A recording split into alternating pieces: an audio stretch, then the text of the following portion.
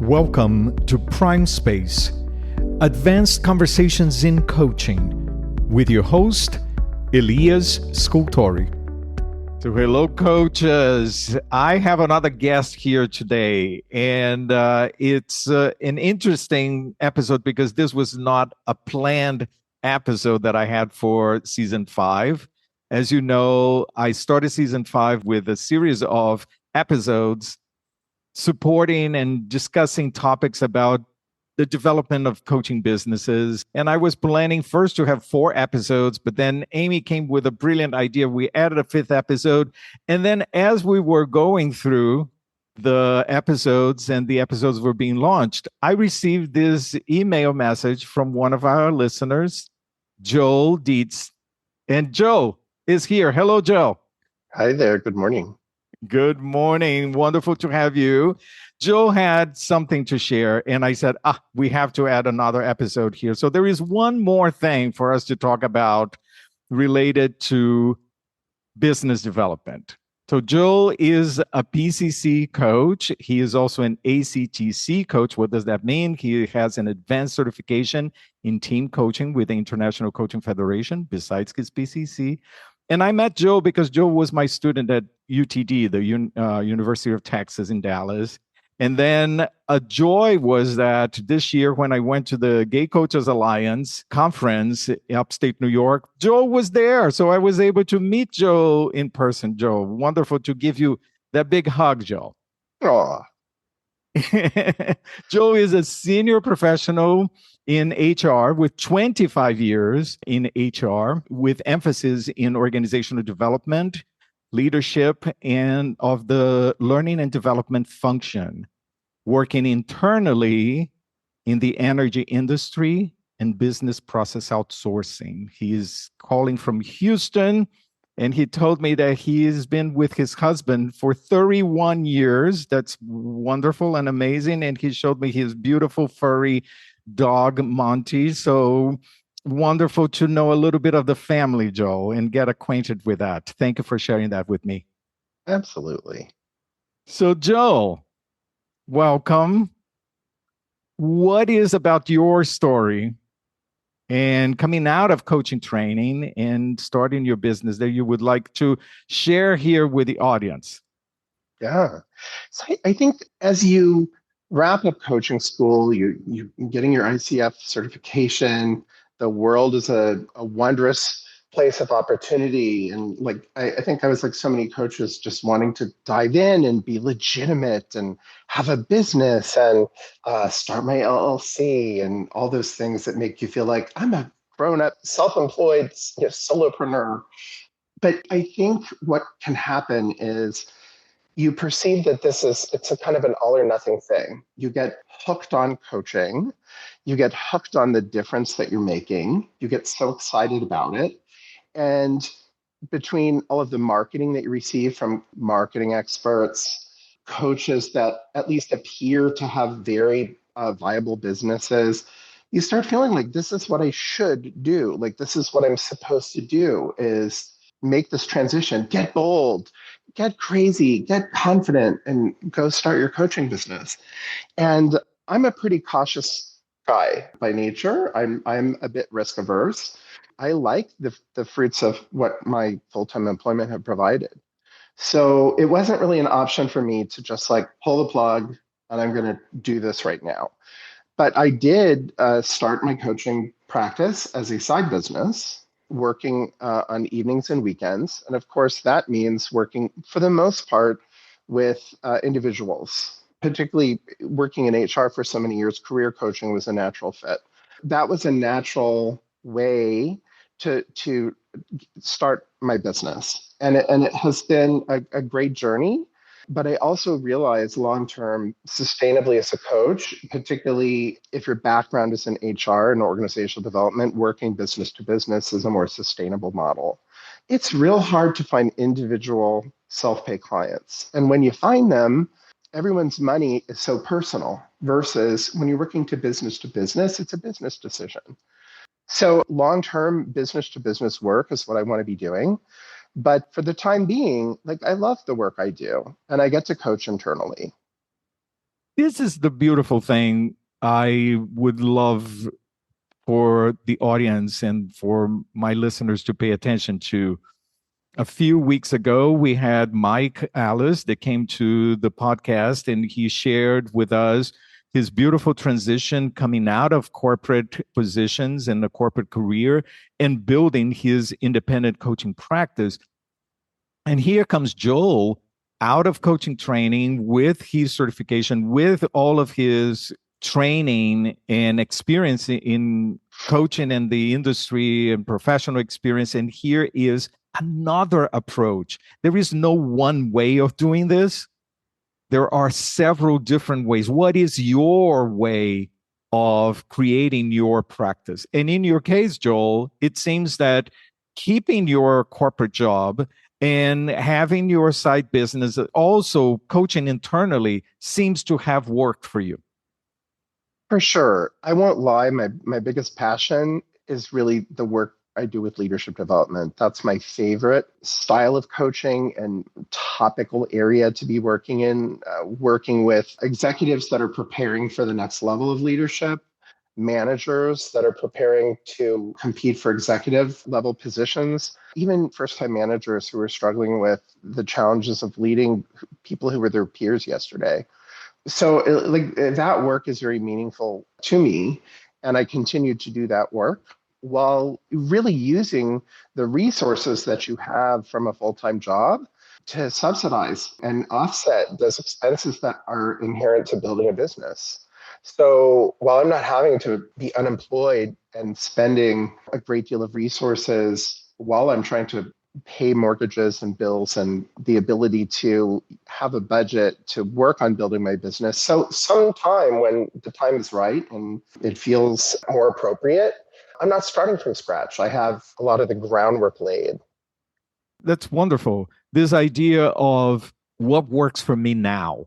What is the best decision for my situation right now? There is, as I said earlier, there is no one way of doing this. There is no one ideal coaching practice or coaching business. Everyone has a different and unique way of doing. And I think that the challenge here is to figure out what is the uniqueness of my business, what is right for me. So, Joel, how did you discover this and found out that this was the most appropriate step for you? I had been working with a coach myself as a client. I was trying to explore this tension between like, should I stay or should I go? Should I continue in corporate but feeling all this pressure, like I have to, like it's what's expected of me. Like the next thing, obvious thing to do is to leave corporate and build a coaching practice. And she just asked me the simplest question: what is it that you really want to do? And it's like, well, what I really want to do is coach. Like I love coaching. It's what I've done most of my career in some form or another, whether it was like facilitation with coaching attached to it, et cetera. And she's like, to point out the obvious here, you're already coaching. If what you want to do is coach, you're already coaching. Acknowledging of the obvious and kind of reinforcing the magic of coaching itself is like someone sees the thing that you don't see yourself, and kind of gave me permission to like, there's not this one definition of what building a business is. There's different ways of going about this. And it's funny, I had a colleague at UTD, one of your students as well, works in internal communications in a public health setting for a county health department. And she was struggling with like, well, I want to coach, and coaching each other as students. One of the things that she had this realization was to start looking and building opportunities to coach internally. She got in a committee that was focused on like broader department quality improvements, that provided an opportunity to do some team coaching work for that committee. And she started looking for like ways in the realm of communications, which is what her job function was, coaching individuals inside the department in the realm of communications opportunities and communication skills. So another example of, if you're working full time, you'd be surprised if you get creative. There's ways to create And it's still marketing. You're marketing yourself internally.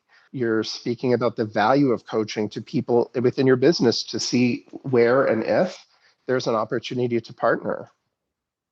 Thank you for these examples. Thank you for sharing your story and your journey of how you figured this out for yourself, and for sharing these other examples of your colleagues as well. I think that this is the primary message, and the reason why I added this episode to the business development is that we can be creative. There is no one way of doing this.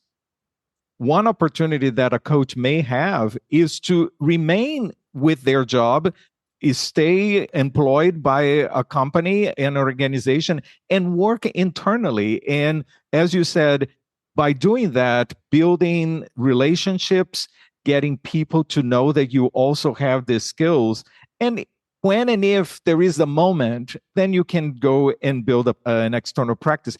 If that works for you, and if that is something that is a goal eventually. What I have noticed is that a lot of coaches, they have their employment, and then usually they go into an independent practice at a later age when they start getting closer to retirement. So then they have a little bit more independence. And that's a possibility as well. Regardless of what it is discovering what is the right path for each one of us. And I appreciate that you did this through coaching. It was in a coaching session that you were able to discover what was appropriate for you. So, Joe, for our listeners here, what would you suggest for them if they are still trying to decide or discover the best path for them? Well, if you're in school, you need to do a lot of coaching. If you're trying to build your experience hours, you need to do a lot of coaching. And sometimes finding clients is hard. If you're working full time, even if you're not in the HR or organizational development space, there may be opportunities for you to coach internally. HR departments are notoriously understaffed. The learning and development function within those HR departments is even more traditionally understaffed. So if you can get buy-in from your boss as part of your own professional development to get involved in doing some other types of work in your organization to build your own toolkit and to contribute in other ways, I suspect there are leaders in OD and learning and development and HR in your organization. If they knew they had access to a coach internally, they might be able to give you work, and you could be coaching right there in the job that you go to every day. You can get very creative about opportunities to do what you love where you already are. I want to emphasize this last phrase. You can be very creative wherever you are. You don't have to reinvent the wheel, but what are the resources and the possibilities there are available to you in the place that you are right now that you may not be able to see at this point, perhaps through coaching, or perhaps by looking around, asking, investigating, thinking outside of the box. There may be opportunities for you to coach, to gain experience coaching without having to make a big jump into your professional life. And then if the jump comes at a certain point, you make that jump.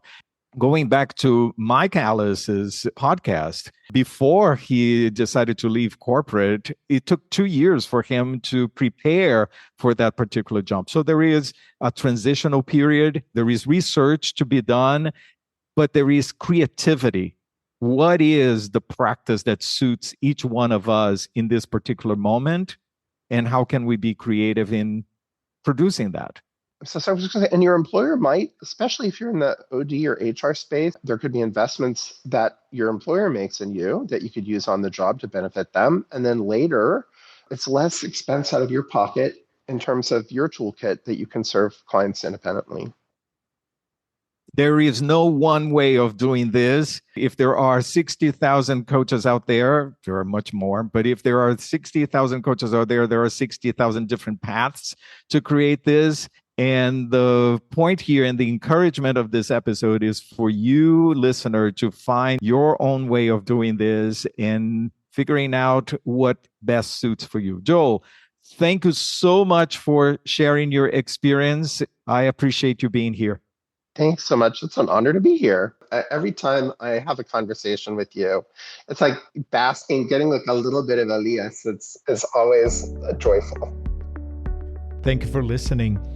If this episode gave you something to think about, I'd love for you to follow the podcast and share it with another coach who would enjoy the conversation. Your comments and reviews also help more coaches discover Prime Space. Every follow, review, and like helps raise the level of conversation across our coaching profession. Prime Space is produced by Prime Coaching Academy, where these conversations continue through our ICF accredited coach training programs. Prime Coaching Academy, we go a step further. I'll see you next week.